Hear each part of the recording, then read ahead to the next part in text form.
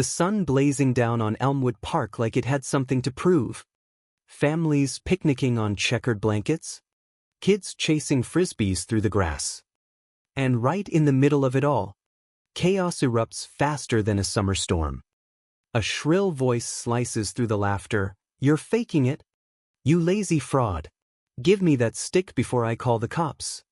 As Karen Hargrove, queen of petty tyrants, yanks the white cane straight out of Lila Beaumont's trembling fingers. Lila? She's 72.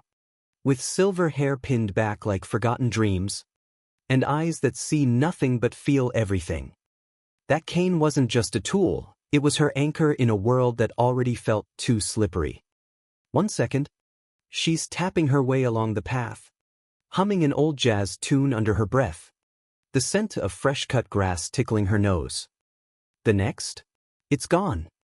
Ripped away like her dignity. She freezes, heart pounding like a trapped bird in her chest.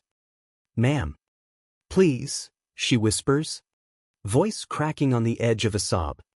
But Karen? She's on a roll now. Face twisted red as overripe tomatoes. Veins bulging in her neck. "I've seen your type, pretending for handouts while real people suffer. You think we're all idiots." Bystanders start to murmur. A mom shields her toddler's eyes. An old guy on a bench mutters, "What in the world?" But no one moves yet. Not until Karen rears back and slaps Lila, hard, across the cheek. The crack echoes like a gunshot in the open air. Lila reels, one hand flying to her stinging face, the other groping blindly for balance. "But why would you?" she gasps, tears spilling hot and silent down her weathered skin. The park? It inhales sharp, holds its breath. That slap wasn't just flesh on flesh, it was entitlement exploding, privilege parading as justice.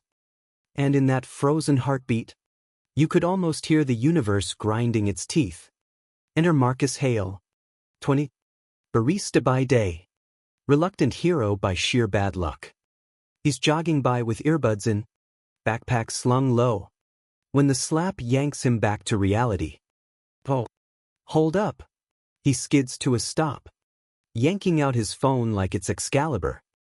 The camera's rolling before his brain catches up, shaky at first, then steady as steel.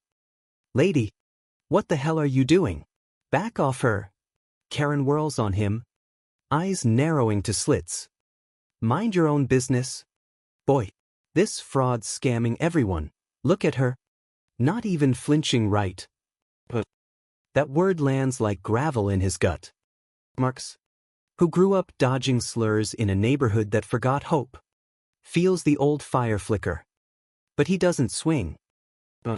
He zooms in, capturing every quiver of Lila's lip, every spittle-flecked rant from Karen's mouth. "Smile for the world, Karen," he says low, voice steady as a drumbeat. "This is going viral."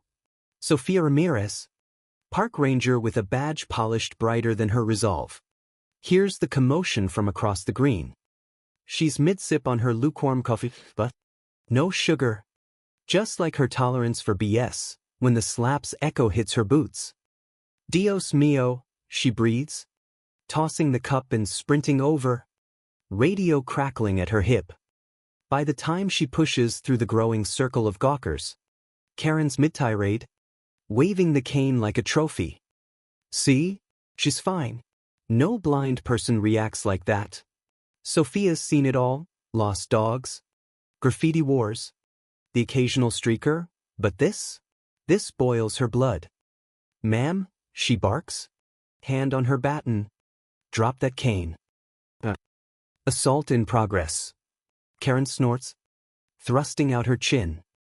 "Assault? She attacked my senses. I'm the victim here, reporting her for fraud." The crowd swells. Phones up like a forest of digital torches. Whispers turn to hisses. "Karen? More like tyrant." "Slap a blind lady? Who raised you?" Lila sinks to the path's edge, knees buckling, the rough concrete biting into her palms. She can smell the tension, sweat and sunscreen mingling with the faint metallic tang of fear. Her cheek throbs, a dull pulse syncing with her ragged breaths. I just wanted to feel the sun, she murmurs to no one. Voice a fragile thread. Inside. A storm brews. Memories flood, losing her sight to glaucoma at 50, relearning the world one echo at a time. The pitying pats, the bless your hearts. And now this? A stranger's handprint blooming like a bruise on her soul. She wonders, chest heaving with a sigh that rattles like dry leaves. But deep down, a spark ignites, not rage, but resolve. She's survived worse. She'll survive this hag. Marcus keeps filming, narrating soft for the lens. Day 147 of America's meltdown. One woman's bad day becomes a blind elder's nightmare. The video's already buffering hearts and shares in his mind. He edges closer to Lila, offering his arm. Ma'am? You okay? Lean on me. She hesitates. Trust doesn't come easy when sight stolen. Then grips his sleeve. Fabric warm under her fingers. Thank you. Young man. What's happening? He describes it low, the ranger circling Karen like a hawk. The crowd chanting, shame. Shame. Karen's unraveling now.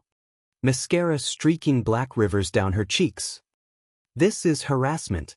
I demand respect. I pay taxes for this park. Sophia cuffs her wrists with a click that sings satisfaction. Reading writes in a tone flat as Midwest Plains. You're under arrest for assault and theft. Anything you say. But here's the twist, the one that'll have you leaning in. Popcorn forgotten. Karen Hargrove? She's no random busybody. She's the HOA president of Willow Creek Estates. Self-appointed guardian of lawn lengths and mailbox colors. Last month, she fined Marcus's grandma, same neighborhood, different zip, for unsightly weeds that were wildflowers. Called her a ghetto gardener to the board. Marcus knows her face from nightmare fuel board meetings. And Lila? Turns out, she's his grandma's best friend from bingo nights. The one who taught him Braille as a kid joke. Small world? It's Karma's zip code. Word spreads like wildfire on dry tinder. Marcus uploads the clip, Blind Hero versus. Hey Hellspawn, you won't believe the slap, and boom. 10,000 views in an hour. Comments explode, protect Lila at all costs. Karen's done, petition to boot her from HOA. By evening, news vans swarm the park. Mics thrusting like bayonets. Karen's hauled to the station. Sputtering denials to stone-faced cops. It was self-defense. She bumped me first. But the footage? Crystal. Unforgiving. Her slap replays on every screen. A loop of her own undoing. Back home in her McMansion, porcelain figurines glaring from shelves, Karen paces. Phone glued to her ear. Daddy, fix this. I'm innocent. But Daddy's a retired accountant who cut her off years ago for drama. The HO board? They Zoom emergency her out by dawn. Votes unanimous as a hive mind. You've tarnished our community, the chairwoman hisses. Voice dripping honeyed venom. Sponsors drop her multi-level marketing gig, those essential oil scams she peddled door to door. Neighbors egg her Prius. Literally. Yolks dripping yellow shame down the hood. Violet. Meanwhile, heels slow but sure. Marcus drives her to the station for her statement. Windows down. Wind whispering apologies through the car. You're tougher than she'll ever know, he says. Squeezing her hand. She chuckles. A sound like wind chimes in rain. Child. Sight's overrated. That's the real guide. The charges stick. Misdemeanor assault. Community service that'll have Karen reading to the visually impaired, irony served cold. Lila sues civilly, not for cash, but a settlement funding Braille books for the local library. Let her pay forward, she tells the judge. voice steady as oak. And the climax? It hits during Karen's first service shift at the center. There she stands, trembling in a fluorescent-lit room, facing a circle of elders, many blind, all unbroken. Pause there. Front row. Kane tapping rhythmic defiance. Read this one, Lila says, sliding a book into Karen's lap. It's about forgiveness. Thorns and all. Karen's voice cracks on the first page, tears plopping onto the print. The room? Silent, but for the page turns hush. In that moment, the mighty fall, not with a crash, but a whimper. Entitlement crumbles, brick by bitter brick. Folks, here's the message that sticks like gum on hot pavement. In a world quick to swing first and ask questions never, kindness is the ultimate clapback. Stand up, not with fists, but footage and fortitude. Because karma doesn't just bite, it builds. It turns victims into victors, Karens into cautionary tales. Next time you see injustice brewing, don't scroll by. Step in. Record it. Remind the world, we rise when we lift each other. What's your wildest Karen encounter? Drop it below, let's keep the stories flowing.